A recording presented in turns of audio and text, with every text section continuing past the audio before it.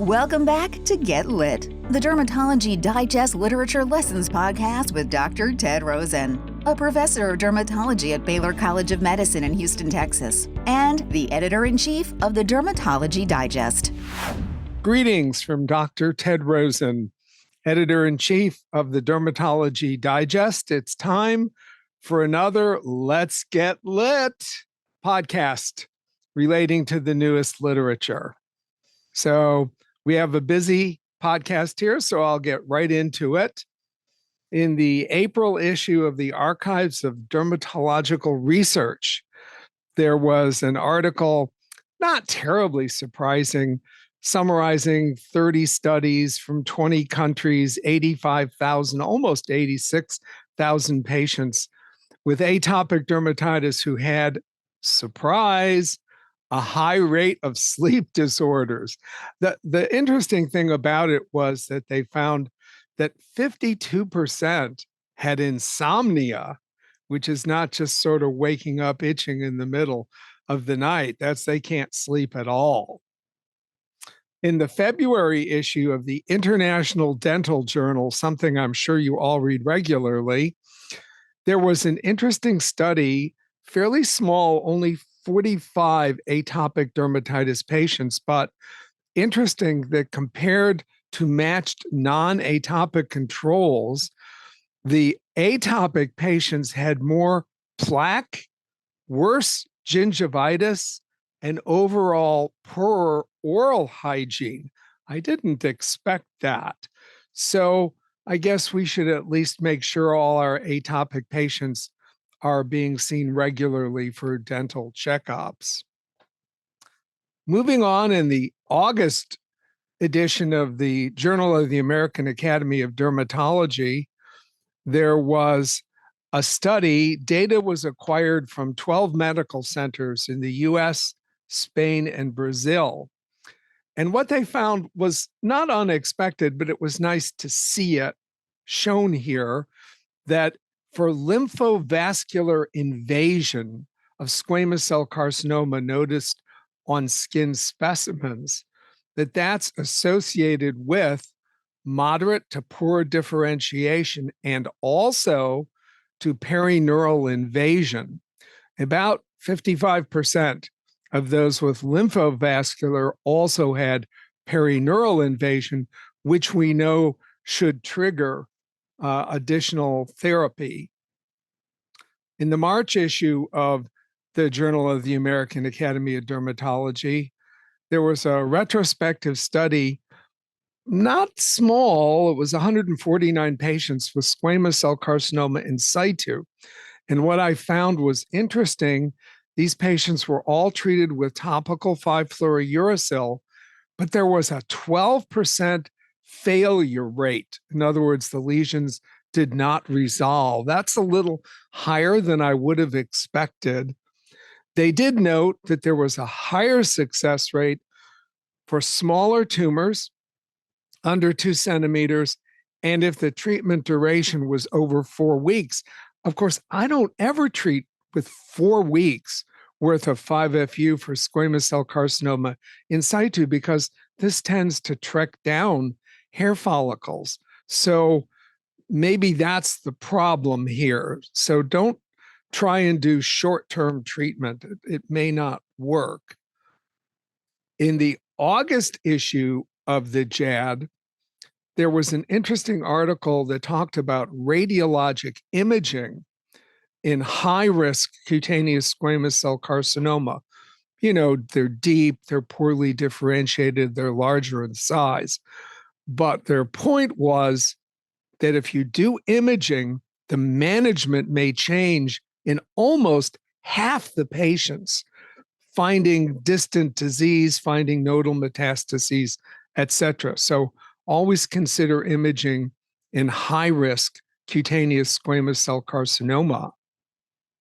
In the July issue of the Journal of Dermatology, Japanese investigators reviewed data from a single center, but it spanned 20 years, regarding extramammary Paget's disease in the genital area. And what they noticed was that deep dermal invasion, which carries a poor prognosis, correlates with a positive sentinel lymph node biopsy. I don't think we routinely do sentinel lymph node biopsies for extramammary Paget's disease, but they are recommending that that should be done routinely. This was a Japanese study, but I still think it probably applies to the United States as well, and we should be considering that in genital occurring extramammary Paget's disease. In the May issue of the Journal of the European Academy of Dermatology and Venereology, there was a pretty large retrospective Dutch study, over 400 patients, with patch plaque mycosis fungoides. Their point was that the prognosis progressively worsened with increasing body surface area at the time of presentation, especially when there's 40% or more body surface involvement. Patch stage disease was not as severely affected as patch with plaques. In the July issue of the International Journal of Clinical Oncology, there was a Japanese study involving Merkel cell carcinoma that had not metastasized. So this was local only.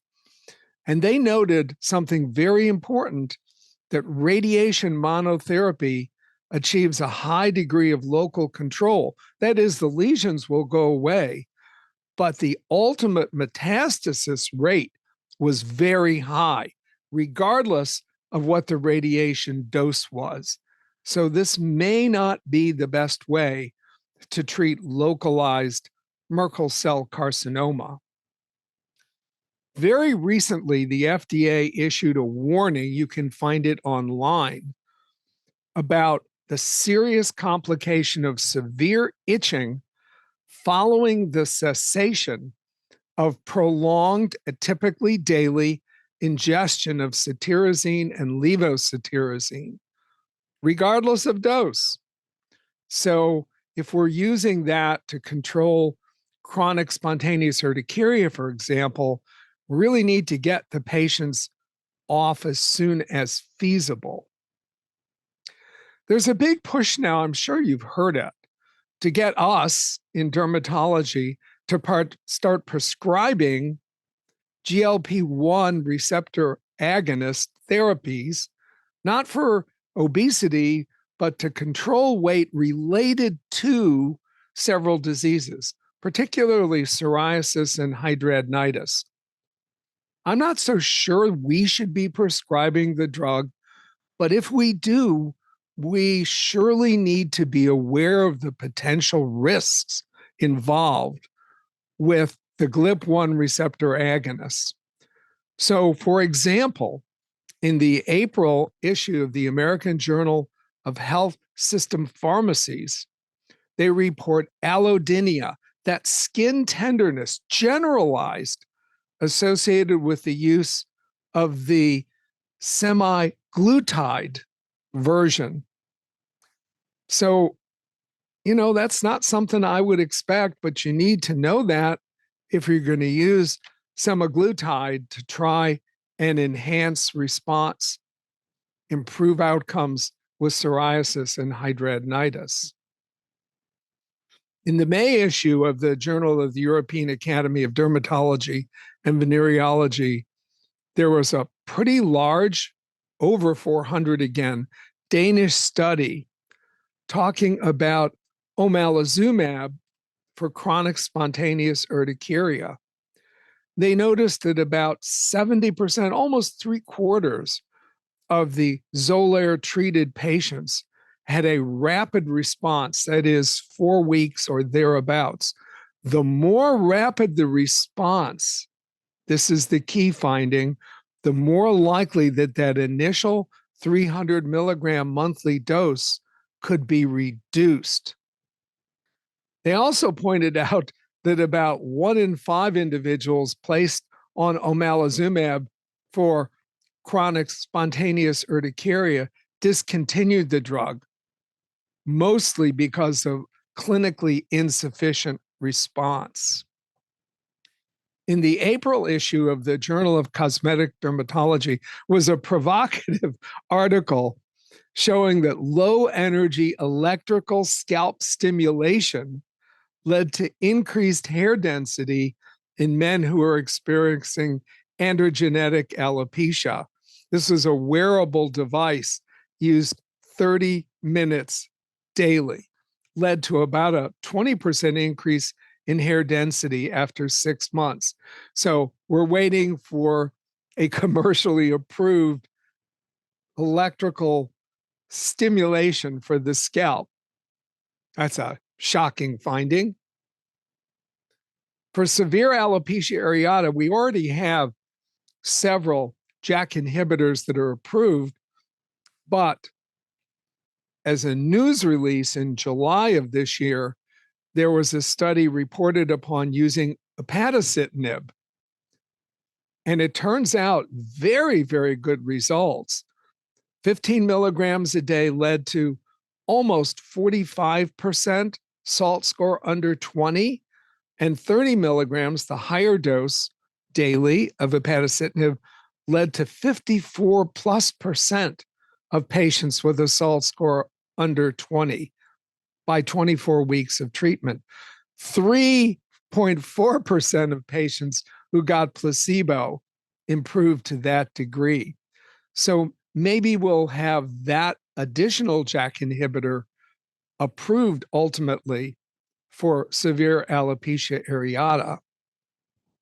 Along the lines of what we talked about just a few minutes ago, there's a small study, it was only 22, but important, from the University of Pennsylvania, outlined in the May issue of JAD International, looking at the GLP-1 receptor agonist in hidradenitis.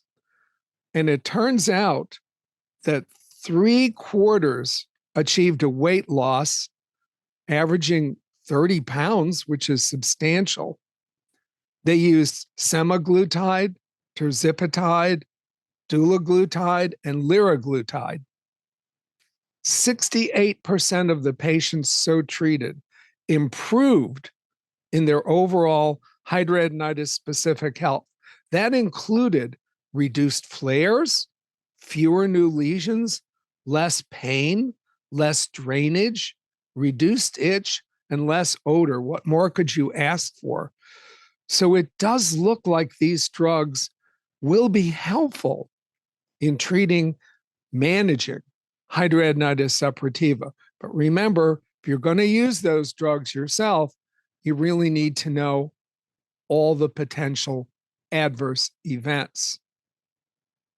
In the April issue of Lancet HIV, it was just noted that somewhere between 10 and 20% of those living with HIV are either homeless or suffer from housing insecurity. So if you make the diagnosis of HIV based on a cutaneous finding, you need to at least inquire about their housing status and refer them to social services if they need help. Now, you know, chikungunya virus is currently flaring during 2025, way more cases than we've had in previous years, particularly in India and Brazil. We've seen it in the US in patients who've returned from travel to those areas. There have been 2 vaccines for chikungunya. I don't think most dermatology practitioners know that. One was a live attenuated vaccine, the other a virus-like subparticle vaccine. The live attenuated vaccine, called IXCHIQ, has now been discontinued because of severe adverse events, including 3 deaths. So there now is only one vaccine. It's called Vimkunya. It is available in the US, and PS Medicare at least pays for it. There's a new antifungal. I think we'll see this pretty soon. Olorofim. It's from a new class, eratamides, and it was tested in 204 patients with invasive fungal disease. This was reported in the June Lancet ID with a very good response. But the interesting thing about alorifim is it has extremely low MICs in vitro for dermatophytes. And since we're seeing increasing resistance to both terbinafine and itraconazole and other azoles, might be nice to have this drug available, even though it probably will be first approved for deep invasive fungal disease. Might be nice to have it available for recalcitrant dermatophyte infections. In April of the Archives of Dermatological Research, there was a summary of reports submitted to the FDA Adverse Event Reporting System regarding apremilast. This was kind of surprising to me. I think of the major problem with apremilast, potential diarrhea, but they also had a large number of reports of things like anorexia, insomnia, cough, migraine, muscle spasms, memory impairment, and musculoskeletal stiffness. Depression and suicidal ideations were extremely rare side effects. So I think you need to expand your list of potential problems with apremilast over and above gastrointestinal intolerance. There are other things which can happen.